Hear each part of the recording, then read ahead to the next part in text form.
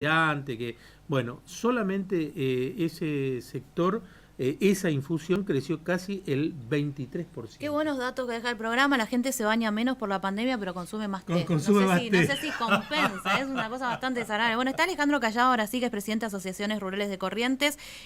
¿Cómo le va? Buen día. Buen día, ¿cómo andan? Bien. Bueno, acá con estas cosas tan raras que tiene la pandemia. Sí.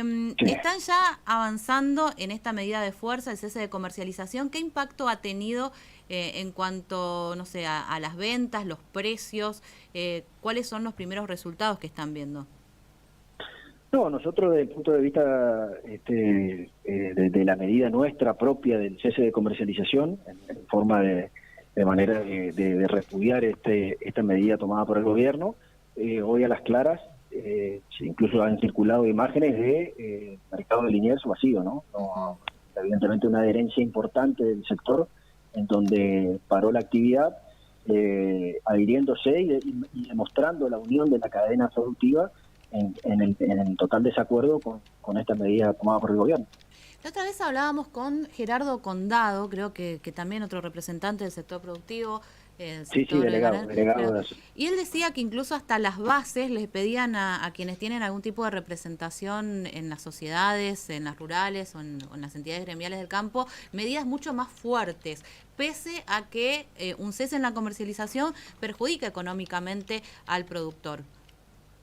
Sí, las medidas, es lo que siempre decimos, nosotros somos los representantes de los productores, muchas veces somos los que tomamos las decisiones y tenemos que ser más cautos a la hora de tomar este tipo de medidas, ¿no? La verdad es que la presión de las bases era importante, por supuesto había gente que quería ir directamente a un corte de ruta, lo cual sin duda no es no es lo que pretendemos, no queremos ni generar un problema con este contexto pandémico, ni generar un problema al ciudadano, ¿no? Entonces, creíamos que la intención nuestra era demostrar la unión de la cadena productiva, creo que con esto era suficiente, con un cese de comercialización, en donde esperamos de alguna manera llegar a alguna resolución frente a este conflicto durante lo que dura el periodo, y de no ser así, bueno, se reverá qué estrategia continuaremos o llevaremos adelante para en realidad que la intención de esto es que retrocedan y hagan marcha atrás frente a la decisión tomada, ¿no? ¿Y qué pasa si Que terminan cabe, los 8 días del paro y el gobierno, si bien ayer creo que Culfas dijo que se podría ver si se levanta antes la restricción antes de los 30 días, pero qué pasa si terminan los 8 días y no hay ninguna decisión de la que ustedes quieren? y bueno, en principio nosotros vamos a tener reunión seguramente la semana que viene, el miércoles o martes, vamos a estar reuniéndonos para prever qué decisión llevar adelante frente a ese escenario, ¿no? Esa es la realidad. Hoy estamos abocados en tratar de comunicar lo que más podamos, no solamente para que llegue a oídos de ellos, porque entendemos que ellos saben cuál es el resultado de esta medida, ya lo hemos explicado en un montón de, de entrevistas. El resultado es conocido. ¿Por qué? Porque ya aplicaron la misma receta y ya sabemos qué fue lo que sucedió. Y creo que clara muestra de esto es la adherencia, no sé si han recibido, pero hay una adherencia importante en toda la cadena productiva, en todas las instituciones productivas de Corrientes que han sacado una nota adhiriéndose a Sí, esta recién situación que está hablábamos pasando el con sector. el secretario de la FEC, que es una de las entidades Claro. firmantes, y bueno, y lo que él planteaba es, además de esto que sí, una cuestión de un engranaje o una rueda que si se para un sector, tarde o temprano perjudica a otros sectores, y que además si se toma una medida de este tipo en un sector, que implica que mañana no se cierre otro tipo de exportación o se limite la comercialización. Entonces, por eso también está este acompañamiento a la decisión. Pero por el otro lado, quienes nos escuchan, la mayoría, son personas que van al supermercado, que van a la carnicería a comprar carne y dicen, bueno, está todo muy bien, yo entiendo lo que plantean, pero ¿por qué la carne está tan cara y hasta cuándo va a seguir así? Porque la verdad es que no alcanza para comprarla. Mirá, lo primero que hay que aclarar es que el productor no es formador de precios. Eso es lo más importante, porque muchas veces se intenta hacer creer a la gente de que el productor, que es el primer eslabón de la cadena, ¿no? Es el formador, es el culpable del precio.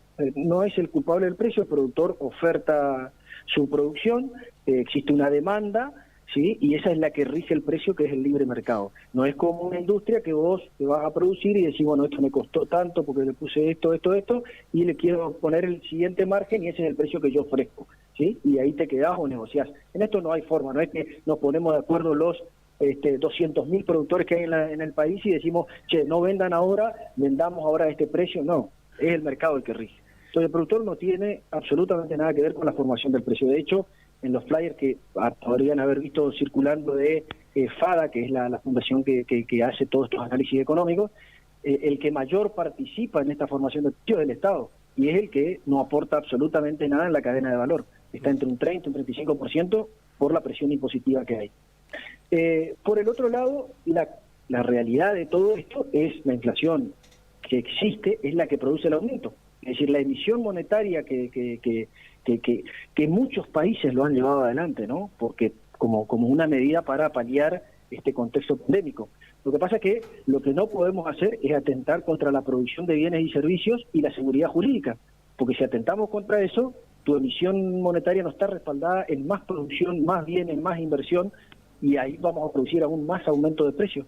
Es lo que va a pasar acá. Esto desalienta la inversión y va a haber menos carnes ofertadas y va a producir el aumento, como ya pasó, el 300% cuando se tomó esta medida errática. Calla, buenos días, Gustavo Gamón, en este caso. Semana atrás hemos analizado incluso el precio de la carne en los distintos puntos, tanto en países vecinos como en otras latitudes como Europa y demás, y decimos que en realidad el precio de la carne en Argentina está más barato que en otro lado, aunque el poder adquisitivo en Argentina también está mucho más devaluado que en otros países. Y siguiendo con la lógica de lo que le preguntó recién mi compañera Cristina y lo que usted ha terminado de contestar al respecto es...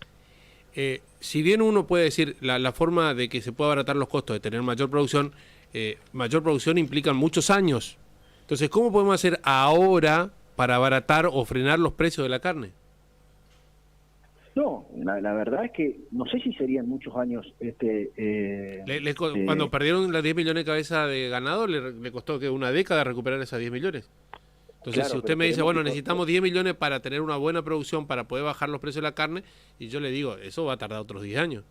Entonces, hoy doña Rosa, mi mamá, mi vecina, digamos, ¿cómo hacer para que ellos puedan comprar hoy la carne un poco más barata? Hay un montón de medidas que se pueden llevar adelante. Una es... No va a pasar que en 30 días vamos a perder 10 millones de cabezas. Eso pasó en un periodo de casi 10 años, 8 o 10 años. Acá la producción vos la fomentás con créditos que sean respaldados con una buena tasa, que habilite, que permita, o sea, el negocio del sector agropecuario es un negocio cuya rentabilidad es muy baja. Entonces, una tasa financiera que te permita tomar ese crédito y que vos puedas pagarlo. Eso ya va a producir seguramente mayor producción de carne. ¿Por qué? Porque muchas veces, ¿qué hace el productor? Yo tengo el grano hoy me conviene venderlo como grano en vez de engordarlo. Por muchas cuestiones, no solamente por el costo, sino que también por una situación financiera. Ahora, si yo tengo un apalancamiento financiero que me permita, probablemente se engorde más Hacienda. Eso sería una de las medidas posible. Lo otro son los cortes, que es lo último que se había anunciado en el gobierno, ¿no? Muchas veces estamos desperdiciando valores de carne que van a lugares donde no se consume y terminamos siendo ineficientes en esa distribución. Otros son los cortes. Y después están las carnes sustitutas. Nosotros hoy tenemos que entender que la Argentina está pasando por una crisis enorme, no solamente en el contexto pandémico, sino también a nivel deuda externa y posibilidades de conseguir financiamiento para poder reactivar la economía. Callaba, esto un poco ustedes lo venían trabajando en la mesa de carnes acá a nivel local, incluso una de las cosas que se habían mencionado recientemente por parte de la provincia, de que había un interés del Estado Nacional de financiar justamente esta posibilidad de acompañar al sector ganadero y por eso también incluso la sorpresa, ¿no? La sorpresa es aún más grande para nosotros y la verdad que el impacto en Corrientes es realmente, nos quita una gran oportunidad. Corrientes con la demanda de China, con la aparición del mercado chino, esa demanda fuerte, con una categoría que realmente antes no tenía mucho valor y que ni siquiera la consume el argentino, que es la vaca, se dio lugar a una oportunidad invaluable para Corrientes, que es la posibilidad de que puedan aparecer inversiones frigoríficas. Ahora, porque siempre... Sí. Lo último que estaba sobre el cierre del programa, ¿ustedes le solicitaron Sí. al gobierno provincial el hecho de que haga público un posicionamiento? Porque tanto el gobernador y en correlación también el ministro de la Producción hicieron público un comunicado respecto de esta situación, digamos. No, la verdad que nosotros sí compartimos algún diálogo con el Ministerio de Producción, con el Ministerio de Hacienda sobre el tema al respecto, pero no hubo una solicitud. Era lógico que salga el gobernador a hacer esa declaración, porque creo que todos hemos escuchado acerca de su plan de gobierno de intentar desarrollar a la provincia a través de la industrialización y dejar de ser productores de materia prima. Y esto sin duda afectaba todo su plan, así que era cuestión de tiempo y de esperar que se expida, ¿no? Callaba, muchas gracias, muy amable. No, de nada, gracias a ustedes. Bueno, hasta las 12 está Cristina Vicentín, son las 11 de la mañana, nosotros bajamos la persiana, nos encontraremos el próximo lunes. Muchísimas gracias a todos por habernos acompañado. Buen fin de Gus, buen fin de Miguel, también a la gente A cuidarse que la cosa está brava. Quedarse en su casa, ¿eh? Hasta el lunes. En las colinas o en ríos. Es la hora 11 en punto. Una distancia